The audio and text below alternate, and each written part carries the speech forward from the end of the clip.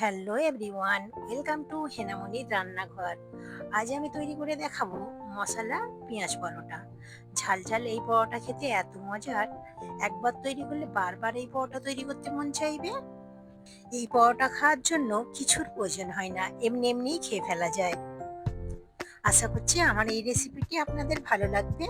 ভালো লাগলে ভিডিওতে একটি লাইক দিয়ে আমার পাশে থাকার জন্য প্লিজ আমার চ্যানেলটিকে সাবস্ক্রাইব করে দেবেন, এবং রেসিপি কেমন হয়েছে অবশ্যই কমেন্ট করে জানাবেন। ফ্রেন্ডস এবং ফ্যামিলির সঙ্গে শেয়ার করবেন।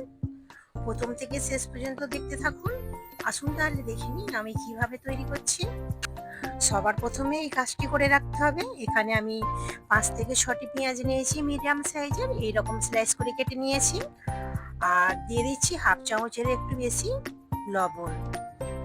লবণটা দিয়ে আমি খুব ভালো করে মেখে নেব। খুব সুন্দর করে মেখে নিয়েছি, এখন একটি সাইড আমি রেখে দেব।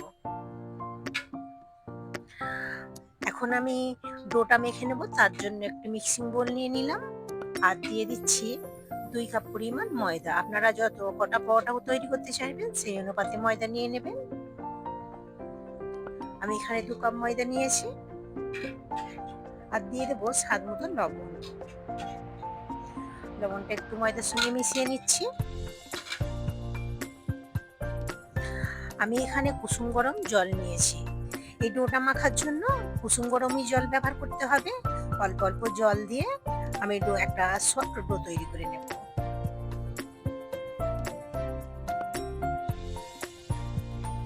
আমি ময়দাটাকে সুন্দরভাবে মেখে নিয়েছি, ঠিক এইরকম সফট ডো তৈরি করে নিয়েছি। একটি সাইডে এখন ডোটাকে আমি রেখে দিয়েছি ঢাকা দিয়ে। আর এদিকে ততক্ষণ পেঁয়াজ থেকে অনেকটাই জল বেরিয়ে এসেছে। এখন কি করব, পেঁয়াজ থেকে চেপে চেপে এভাবে আমি জলটা ফেলে দেব এবং একটি বাটির মধ্যে নিয়ে নিচ্ছি। যতটা সম্ভব চেপে চেপেই জলটা বের করে দিতে হবে।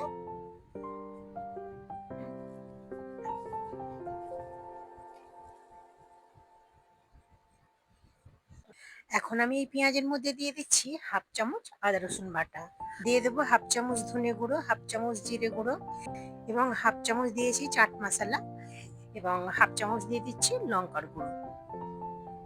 কিছুটা পরিমাণ দিয়ে দিচ্ছি ধনে পাতা কুচি, এবং 2 থেকে 3টি কাঁচা লঙ্কা কুচি দিয়ে। ঝালটা আপনারা আপনাদের পছন্দ মতো দিয়ে নেবেন।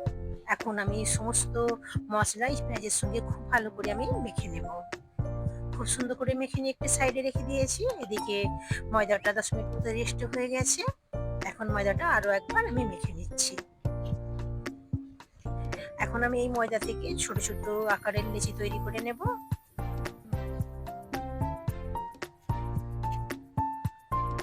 এই লেচিগুলো একটু ছোট ছোট আকারেই তৈরি করতে হবে। আমি এখানে 10টা লেচি কেটেছি। এখন আমি সমস্ত লেচিগুলোকে রুটির মতো বেলে নেব। বন্ধুরা, এতক্ষণ যদি আমার ভিডিওটি দেখে থাকেন, আপনাদের কাছে অনুরোধ রইল প্লিজ আমার চ্যানেলটিকে সাবস্ক্রাইব করে দেবেন, এবং রেসিপি কেমন হয়েছে অবশ্যই কমেন্ট করে জানাবেন, এবং বাড়িতে এই রেসিপিটি অবশ্যই একবার ট্রাই করে দেখবেন। একবার যদি তৈরি করে নেই পরোটা, বারবার তৈরি করতে ইচ্ছে করবে, আর বাড়িতে সকলেই খেতে কিন্তু পছন্দ করবে।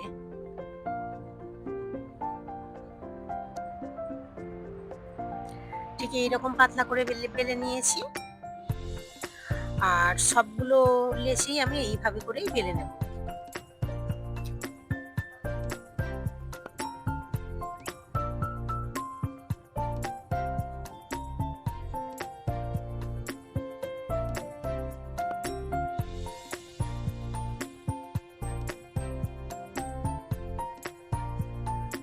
সবগুলো লেচি আমি বেলে নিয়েছি। এখন একটি রুটির মধ্যে যে রেডি করে রাখা পুরটা এখন আমি চামচের সাহায্যে দিয়ে দিচ্ছি, আর এইভাবে একটু চারিদিকে ছড়িয়ে দিচ্ছি।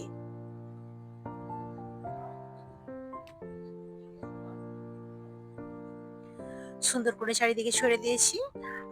আর একটা রুটি আমি এর উপরে দিয়ে দিলাম। এই জন্যই রুটিটাকে যত সম্ভব পাতলা বেলে নিতে হবে। এখন হাতের সাহায্যে এইভাবে চেপে চেপে দিচ্ছি। এবং ছুরি দিয়ে আমি কেটে নেব, লম্বা লম্বা করে কেটে নেব।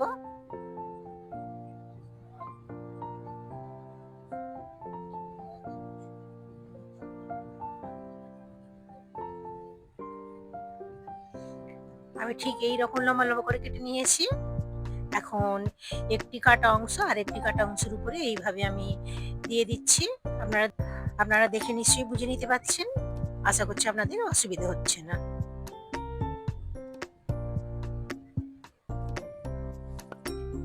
সবগুলো একটার উপরে একটা দিয়ে দিয়েছি। এখন কি করব, এই শেষ প্রান্তটা ধরে আমি এইভাবে রোল করে নেব।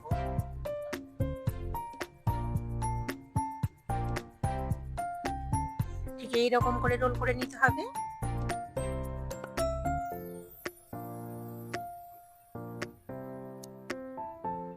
এখন আমি এইভাবে একটু চেপে চেপে দিয়ে দিলাম। এখন আমি ময়দা ছিটিয়ে পরোটাটা বেলে নেব।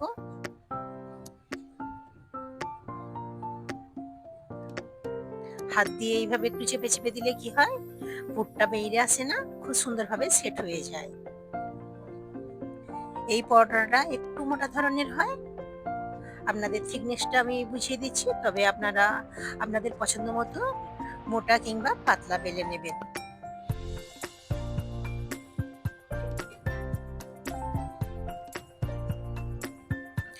একটা পরোটা বেলে নিয়েছি, ঠিক এই রকম থিকনেস রেখেছি।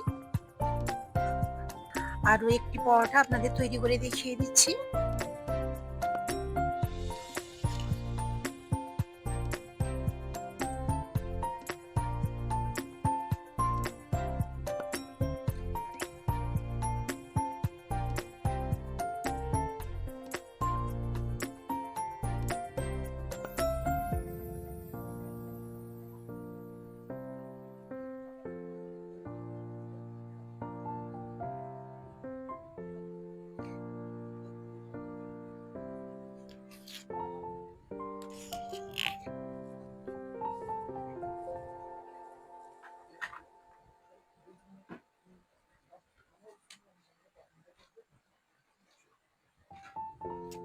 এখন আমি পরোটাগুলোকে ভেজে নেব। তার জন্য আগে থেকে ফ্রাই প্যান আমি গরম করতে বসিয়ে দিয়েছিলাম।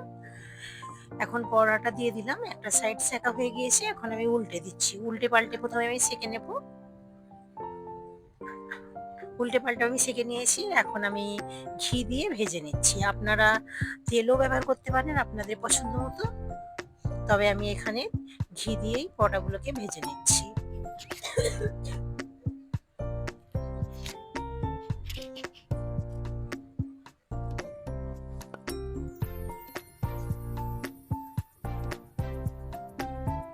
উল্টে পাল্টে সুন্দর কালার আসা পর্যন্ত আমি পরোটাটাকে ভেজে নেব।